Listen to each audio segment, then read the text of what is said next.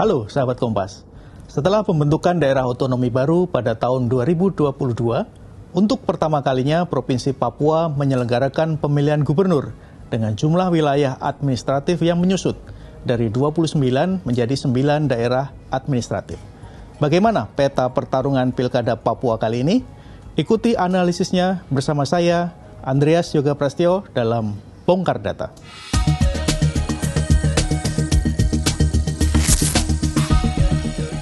Pemilihan gubernur dan wakil gubernur Papua tahun ini akan diikuti oleh dua pasangan calon, yakni Matius Derek Fakiri dan Aryoko Alberto Ferdinand Rumaropen, yang akan melawan Ben Hur Tommy Mano dan Yermias Bisai. Melihat latar belakangnya, kedua pasangan ini adalah tokoh berpengaruh di Papua. Komjen Purnawirawan Matius Derek Fakiri merupakan Kapolda Papua periode 2021 sampai Agustus 2024. Sebelumnya, Fakiri memiliki karir panjang dalam dunia kepolisian di Papua. Ia pernah menjabat sebagai Kapolres Papua, Kasat Brimob Polda Papua, hingga Wakapolda Papua. Adapun Aryoko Alberto Ferdinand Rumaropen berlatar belakang birokrat. Terakhir, Aryoko menjabat sebagai Kepala Dinas Tenaga Kerja, Koperasi Usaha Kecil dan Menengah Provinsi Papua. Sedangkan pasangan Ben Hur Tommy Mano dan Yermias Bisai kaya pengalaman sebagai pemimpin daerah. Setelah berkiprah sebagai birokrat di Jayapura, Ben Hur terpilih sebagai wali kota Jayapura selama 2 periode, yaitu tahun 2011 sampai 2016 dan 2017 sampai 2022. Ben Hur yang maju dari PDIP bahkan terpilih sebagai anggota DPR RI mewakili Papua pada pemilu 2024. Sama halnya dengan Ben Hur, Yermias Bisai juga berpengalaman sebagai kepala daerah. Ia 2 kali terpilih sebagai Bupati Waropen tahun 2016 dan 2021. Sebelum menjadi bupati, Yermias bahkan merupakan wakil Bupati Waropen. Meski memiliki ragam jejak pengalaman dan sama-sama diusung parpol, kedua pasangan calon ini memiliki poros kekuatan dukungan yang amat timpang. Dari 11 partai politik di DPR Papua hasil pemilu 2024, pasangan Ben Hur Yermias hanya didukung PDIP. Praktis, pasangan ini hanya didukung 16% kekuatan di parlemen Papua. Sebaliknya, Fakiri dan Aryoko mendapat dukungan 17 partai, termasuk 10 partai yang tergabung dalam Kim Plus. Total sokongan mereka mencapai 84% dari total kursi DPR Papua.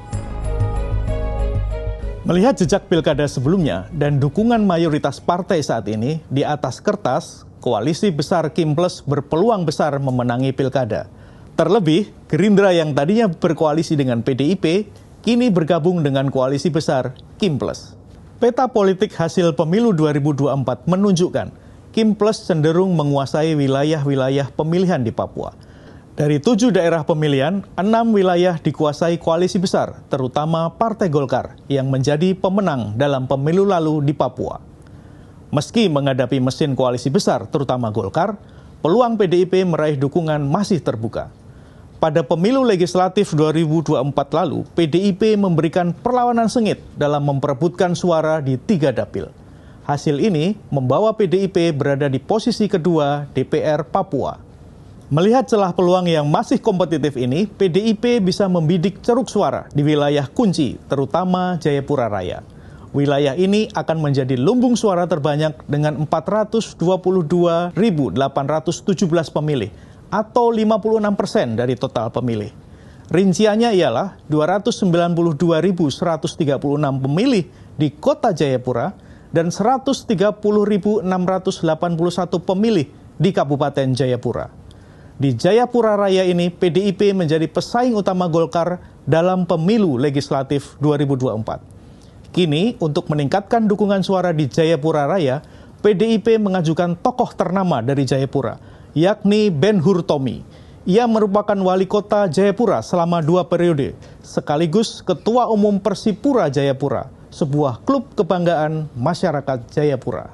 Selain Jayapura Raya, PDIP juga dapat memperebutkan hati pemilih di wilayah Yapen dan Waropen. Pada pemilu legislatif lalu, wilayah ini menjadi lumbung suara bagi Golkar. Untuk memecah suara Golkar, PDIP mengajukan Yermias Bisai, Bupati Waropen 2 periode.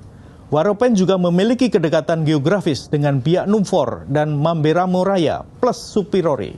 Di wilayah tersebut juga ada ketokohan Bupati Biak Numfor, Heri Aryo Naap yang juga Ketua DPD PDI Perjuangan Provinsi Papua. Dua regional wilayah ini, yakni Jayapura Raya dan Yapen Waropen Raya, akan menjadi titik pertempuran bagi PDIP untuk bersaing dengan koalisi besar Kim Plus. Sebagai satu-satunya partai yang berani mengajukan calonnya di tengah dominasi koalisi besar Kim Plus, Pilkada tahun ini bakal menjadi investasi eksistensi bagi PDIP di masa-masa mendatang. Jejaring dan mesin partai akan terus terawat dengan semangat loyalitas, daya juang, dan kompetitif yang teruji.